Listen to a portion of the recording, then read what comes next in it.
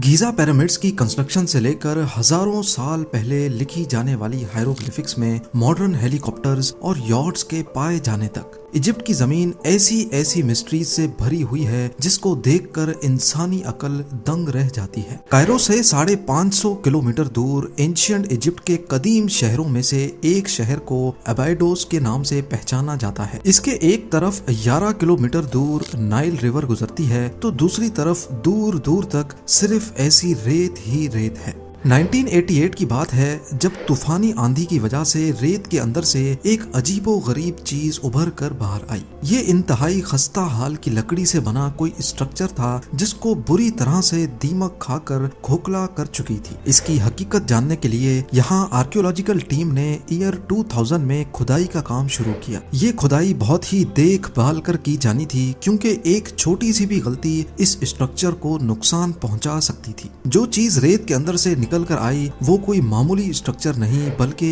एक 70 फुट लंबी बोट थी। रेगिस्तान के बीचों बीच इस अकेली बोट का भला क्या काम था? मामला अभी यहाँ खत्म नहीं हुआ था। इस गुत्थी को सुलझाने की खोज अभी चल ही रही थी कि मालूम पड़ा कि यहाँ एक नहीं दो नहीं बल्कि ऐसी टोटल 14 बोट्स थी जिनको एक दूसरे के साथ साथ लाइन से रेगिस्तान में दफन किया गया था। ज़ेम टीवी की वीडियोस में एक बार फिर से खुशामदीद। नाजरीन, आर्कियोलॉजिस्ट इन खस्ता हाल बोट्स को पूरी तरह रेत से निकाल नहीं पाए थे क्योंकि उनको खदशा था कि अगर ऐसा किया तो ये बोट्स टूट जाएंगी और एक बहुत बड़ी मिस्ट्री अधूरी ही रह जाएगी। सिर्फ वो लकड़ी के चंद सैंपल्स की मदद से ये मालूम करने में कामयाब हुए कि बोट्स 5000 साल पुरानी है, यानी गीजा पिरामिड से भी 500 साल पुरानी। पर ये अकेला जवाब इस मिस्ट्री को सुलझाने के लिए काफी नहीं था। कुछ अरसे के बाद लेटेस्ट सोनार स्कैनिंग टेक्नोलॉजी की मदद से अब आर्कियोलॉजिस्ट इस काबिल हो चुके थे कि वो इस पूरे एरिया को बगैर हाथ लगाए उसका एक 3D मॉडल बना सकें। स्कैनिंग के बाद जो 3D मॉडल बनाया गया वो कुछ इस तरह दिखता है। ये इंसानी इतिहास में अब तक का सबसे पुराना बेड़ा माना जाता है। 60 से 70 फुट लंबी बोट्स जिनको देखकर ऐसा लगता है कि इनको बड़ी एहतियात से एक दूसरे के पैरेलल खड़ा किया गया है। जिस जगह ये बोट्स खड़ी हैं इसको देखकर सबसे पहला ख्याल ये आता है कि क्या कहीं ये उस दौर में नाइल रिवर का किनारा तो नहीं था। एक्सपर्ट्स ने देखते साथ ही इस बात से इनकार कर दिया क्योंकि अगर ये बोट्स रिवर के किनारे बहकर आती तो वो अधूरी पोजीशन में खड़ी रहती। ये तो एक दूसरे के मुकाबले में बिल्कुल सीधी खड़ी हैं, जिसका मतलब है कि इनको यहाँ लाकर खड़ा किया गया है। इसके अलावा आर्कियोलॉजिस्ट ने आसपास के लैंडस्केप का भी अच्छी तरह मुआयना किया पर कहीं से भी ये जाहिर नहीं हुआ कि नाइल रिवर यहाँ से कभी गुजरा करती थी। तो फिर आखिर ये बोट्स किसकी थीं? और अगर ये रिवर में बहकर यहाँ तक नहीं आई तो फिर इनको रेगिस्तान तक क्यों लाया गया था? एक इशारा उस वक्त मिला जब बोट्स के ढांचों को 3D ग्राफिक्स की मदद से दोबारा रिकंस्ट्रक्ट किया गया। ये कोई मामूली बोट्स नहीं बल्कि रोइंग वेसल्स थीं जिनको 30 लोग मिलकर चप्पू की मदद से चलाया करते थे, जैसा कि आजकल की राफ्ट बोट्स होती हैं। इनके डिजाइन पर गौर किया जाए तो लकड़ी के तख्तों को रस्सियों से जोड़ जोड़ कर बड़ी महारत से बनाया गया था। आर्कियोलॉजिस्ट का कहना है कि ये उस दौर में बनने वाली बोट से काफी अलग और एडवांस्ड दिखती हैं। इसमें लकड़ी के तख्तों को अंदर से एक खास एंगल में काट कर लगाया गया है और बज़ाहिर ऐसा लगता है कि इनको सिर्फ खूबसूरती देने के लिए ऐसे बनाया गया था। एंशिएंट इजिप्ट में सिर्फ एक शख्स इस तरह की बोट्स रख सकता था और वो था एंशिएंट इजिप्शियन किंग यानी फेरो। सिर्फ किंग के पास ही इतनी ताकत थी कि वो उस दौर की state of the art boats को ऐसे ही रेगिस्तान में कचरे की तरह छोड़ दे। पर सवाल है कि इनको रेगिस्तान में रखा क्यों गया था?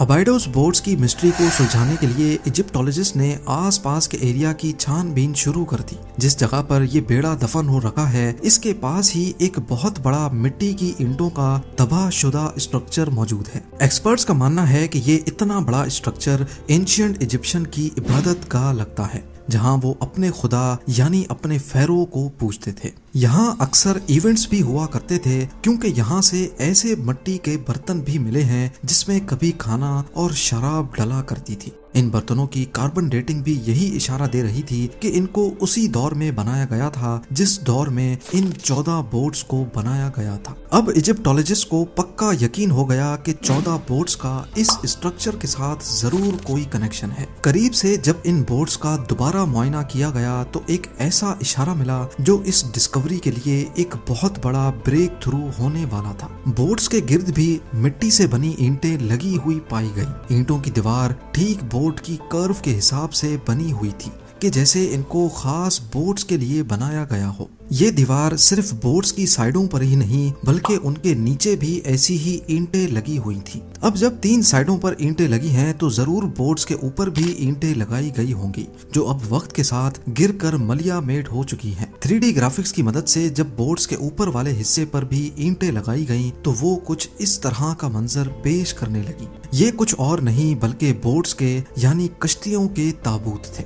जी हाँ, ममीज की तरह इन बोट्स को भी 5000 साल पहले बड़ी शान और शौकत के साथ इन ताबूतों में डाला गया था। इनके ऊपर खूबसूरती के लिए व्हाइट लाइमस्टोन का प्लास्टर किया गया था। जब सूरज की रोशनी इन पर पड़ती थी तो ये रेगिस्तान में दूर से ही चमकती दिखाई देती थी। आपको यहाँ बताते चलें कि पिरामिड्स भी जब नए नए बने थे तब इनकी टॉप लेयर पर भी इसी किस्म का व्हाइट प्लास्टर लगाया गया था। आर्कियोलॉजिस्ट को कई एविडेंस मिले हैं जिससे जाहिर होता है कि एंशिएंट इजिप्शियंस व्हाइट लाइमस्टोन के प्लास्टर को खूबसूरती के लिए इस्तेमाल किया करते थे। लाइमस्टोन प्लास्टर के बाद पिरामिड्स भी रेगिस्तान में मोती की तरह चमकते थे। आर्कियोलॉजिस्ट कई सालों के बाद अबाइडोस बोट्स की मिस्ट्री को काफी हद तक सुलझा चुके थे। एक बात तो कंफर्म हो चुकी थी कि ये बोट्स नाइल रिवर में बहकर यहाँ तक नहीं आई थी। इनका एडवांस्ड डिजाइन इस बात की गवाही दे रहा है कि ये किसी एंशिएंट इजिप्शियन किंग की मलकियत थी और इनको ईंटों के ताबूत में डालकर रखा गया था। अब सिर्फ आखिरी सवाल के जवाब की तलाश थी कि बोट्स को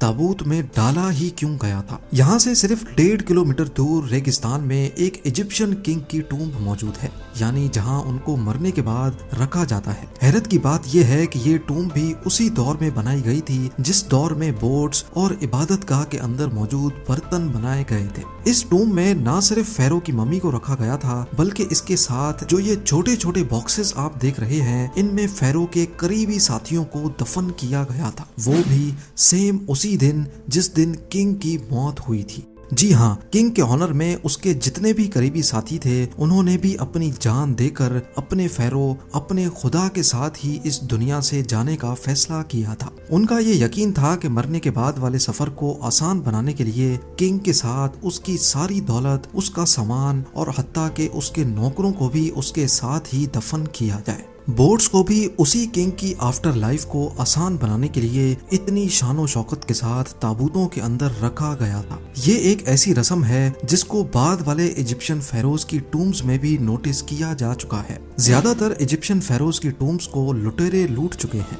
और कई शायद अब तक कहीं रेत के अंदर छुपी हुई हैं। 1922 में वैली ऑफ द किंग्स में जमीन से कई फुट नीचे किंग टूटनखामुन की टूम्ब मिली थी जो किसी तरह लुटेरों से बच निकली। इसमें किंग का सारा खजाना और सारा सामान बिल्कुल सही सलामत अनटच्ड हालत में मौजूद था। इस खजाने में भी 35 बोट्स के मॉडल्स पाए गए थे जिनको शायद अबाइडोस बोट्स की तरह ही किंग की आफ्टर लाइफ के सफर को आसान बनाने के लिए उसके साथ ही दफन किया गया था। उम्मीद है ज़ेम टीवी की ये वीडियो भी आप लोग भरपूर लाइक और शेयर करेंगे। आप लोगों के प्यार भरे कमेंट्स का बेहद शुक्रिया। मिलते हैं अगली शानदार वीडियो में।